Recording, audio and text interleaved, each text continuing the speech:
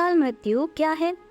गरुड़ पुराण के अनुसार यदि किसी व्यक्ति की मौत जहर पीकर, फांसी लगाकर, भूख से पीड़ित होकर, आग से जलने पर, किसी हिंसक प्राणी द्वारा जल में डूबने से, किसी दुर्घटना के कारण, किसी जहरीले सांप या बिच्छू के काटने से या फिर आत्महत्या करने से होती है तो वह अकाल मृत्यु कहलाती है।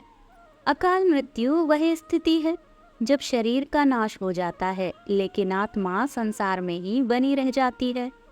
आप और हम देखते हैं कि आए दिन लोग सड़क दुर्घटना या फिर आपदा आपदा का शिकार हो जाते हैं और अपनी जान गंवा बैठते हैं। ऐसी मौतों को धर्मशास्त्रों में अकाल मृत्यु का दर्जा दिया गया है। आइए जानते हैं अकाल मृत्यु किसे और क्यों होती है। एक अटल सच्चाई है कि इस धरती पर जिस भी प्राणी ने जन्म लिया है उसकी मौत होना तय है। यह एक ऐसा सच है जिसे बदला नहीं जा सकता। हम सभी जानते हैं कि पृथ्वी लोक में प्राणियों की संख्या इतनी है कि हर दिन किसी न किसी की मृत्यु होती रहती है और ये जरूरी भी है। प्राचीन प्राणी जाएगा तो एक नए प्राणी का सृजन होगा। मृत्यु के बाद सब परमात्मा की शरण में जाते हैं, लेकिन ये सब पर लागू नहीं है। सीधी सी बात है कि हर प्राणी को मोक्ष प्राप्त नहीं होता। इनमें से कुछ ऐसे भी होते हैं जिनकी आत्मा सदियों तक पृथ्वी लोक में ही भटकती रहती है और इसका कारण है उनकी अकाल मृत्यु होना, यानी भगवान का दिया हुआ पूरा जीवन न जीना। आइए अब जानते हैं कि अकाल मृत्यु कैसे होती है। हमारे वेदों में मनुष्य की उम्र 100 साल निर्धारित की गई है, तो अकाल मृत्यु क्यों होती है? इन 100 साल की निर्धारित उम्र में दुष्कर्म को नहीं मिलाया गया है। मतलब इंसान की मृत्यु तभी होती है जब उसके पास धर्म कार्यों के लिए शक्ति नहीं होती है या फिर उसका शरीर उसे धर्म कार्य करने की इजाज़त नहीं देता है, अर्थात वह धार्मिक कार्य करने के लायक नहीं रहता। इससे अलग जब कोई व्यक्ति अपनी इच्छा से धार्मिक कार्यों को त्याग देता है तो पृथ्वी पर उसके जीवन की अवधि कम होती जाती है। यानी इंसान की उम्र भले ही 100 साल हो, लेकिन अपने कर्मों के कारण वह अपनी उम्र को खुद ही कम करता चला जाता है, जिस कारण व्यक्ति की अकाल मृत्यु हो जाती है। अब जानिए अकाल मृत्यु के बाद आत्मा का क्या होता है।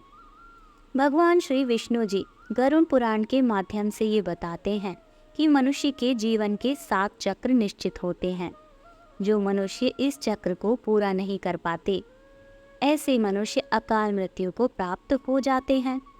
अचानक ही मृत्यु होने की वजह से मनुष्य की मोह माया, इच्छा और तृष्णा बनी रहती है जो कभी पूरी नहीं हो पाती। ऐसे में शरीर तो नष्ट हो जाता है, लेकिन अकाल मृत्यु प्राप्त होने वाली आत्माएं धरती पर अपने परिजनों और जीवित लोगों को कष्ट पहुंचाती रहती हैं और अपनी तृष्णा पूरी करने की कोशिश करती हैं। गरुड़ पुराण के अनुसार प्राकृतिक मौत से मरने वाले मनुष्य को 41 दिन में दूसरा शरीर प्राप्त हो जाता है।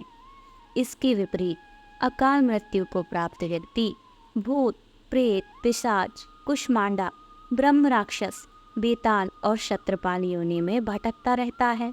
उनकी आत्मा को जल्दी से शांति नहीं मिलती। गरुड़ पुराण के अनुसार अकाल मृत्यु में आत्महत्या को सबसे निकृष्ट माना जाता है। आत्महत्या को हमारे हिंदू ग्रंथों के अनुसार सबसे घिनौना कृत्य बताया गया है। भगवान श्री विष्णु जी ने गरुड़ पुराण में आत्महत्या को ईश्वर का निरादर करना और अपमान करना कहा है। भगवान श्री हरि विष्णु जी कहते हैं कि आत्महत्या करने वाले मनुष्य की आत्मा पृथ्वी लोक पर तब तक भटकती रहती है जब तक कि वह प्रकृति द्वारा निर्धारित अपने जीवन चक्र को पूरा नहीं कर लेती। ये घोर कृत्य एक किस्म की सजा है। इस प्रकार की आत्मा को ना तो नरक लोक में जगह मिलती है और ना ही स्वर्ग लोक में। इस प्रकार की आत्मा को मरने के बाद भी सबसे कष्टदायक स्थिति से गुजरना पड़ता है। ये आत्माएं अंधकार में तब तक भटकती रहती हैं जब तक कि उन आत्माओं का प्रकृति द्वारा निर्धारित जीवन चक्र पूरा नहीं हो जाता। आत्महत्या करने वाली आत्माओं के कष्ट को तो दूर नहीं किया जा सकता, लेकिन गरुड़ पुराण में अकाल मृत्यु को प्राप्त मनुष्य की आत्मा की शांति हेतु कई उपाय और मंत्र बताए गए हैं, जिन उपायों को घर के परिजन द्वारा किया जाता है और जिससे कि अकाल मृत्यु को प्राप्त मनुष्य की आत्मा इन उपाय और मंत्रों द्वारा शांत की जाती है और तब वह आत्मा घर के लोगों और बाहरी लोगों को कष्ट नहीं पहुंचाती, लेकिन आत्मा इन उपाय और मंत्र के द्वारा केवल शांत होती है, उसे मोक्ष की प्राप्ति नहीं होती जब तक उसका निर्धारित जीवन चक्र पूरा नहीं हो जाता। क्या है अकाल मृत्यु के संकेत अर्थात अकाल मृत्यु के लक्षण? नंबर 1, यदि व्यक्ति को हरे या नीले रंग की मक्खियाँ जो गंदगी पर बैठती हैं घेरने लगे और अधिकांश समय ये मक्खियाँ व्यक्ति के आसपास ही रहने लगे, तो समझ लेना चाहिए कि व्यक्ति की आयु लंबी नहीं है।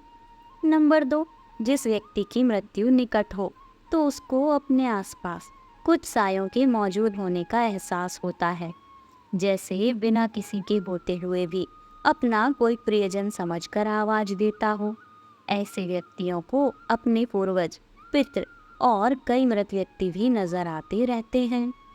नंबर 3, समुद्र शास्त्र के अनुसार जब मृत्यु निकट आती है तो हथेली में मौजूद रेखाएं अस्पष्ट और इतनी हल्की दिखाई देने लगती हैं कि उन्हें देख पाना संभव नहीं होता, यानी व्यक्ति के हाथ से किस्मत की लकीरें मिटने लगती हैं। नंबर 4, जिन लोगों की मृत्यु निकट होती है वे अपनी छाया को भी खुद से अलग देखने लगते हैं। उनको ऐसा लगता है कि हमारी छाया हमसे अलग क्रियाकलाप कर रही है। नंबर 5, आयुर्वेद के अनुसार मृत्यु से पहले मानव शरीर से अजीब सी गंध आने लगती है। यह गंध किसी मुर्दे की गंध की तरह ही होती है। इसे मृत्यु गंध भी कहा जाता है। यह हृदयाघात रोग इत्यादि मस्तिष्काघात के कारण उत्पन्न होती है। तो समझो मृत्यु निकट है। यदि कोई रोग है तो उसे टालिए मत, समय रहते इलाज करवाइए। नंबर 6, जब कोई व्यक्ति सूर्य, चंद्रमा या अग्नि से उत्पन्न होने वाली रोशनी को भी नहीं देख पाता है तो ऐसा इंसान ही कुछ माह ही और जीवित रहेगा, यानी उसकी उम्र कम है। नंबर 7, जब किसी व्यक्ति को पानी, तेल या दर्पण में अपनी परछाई ना दिखाई दे या परछाई विकृत होने लगे तो समझो वो इंसान कुछ ही दिनों का मेहमान है। नंबर 8, जब कोई व्यक्ति नशा, रोग, अत्यधिक चिंता या अत्यधिक कार्य करता है तो उसके भीतर की सभी नाड़ियाँ कमज़ोर हो जाती हैं। ऐसे व्यक्ति की आंखों के सामने उठते समय, बैठते समय या किसी भी समय बार बार अंधेरा छा जाता है। ऐसे व्यक्ति की भी मौत नज़दीक होती है। दोस्तों, अगर वीडियो पसंद आया तो वीडियो को लाइक करें, साथ में चैनल को सब्सक्राइब ज़रूर कर लें।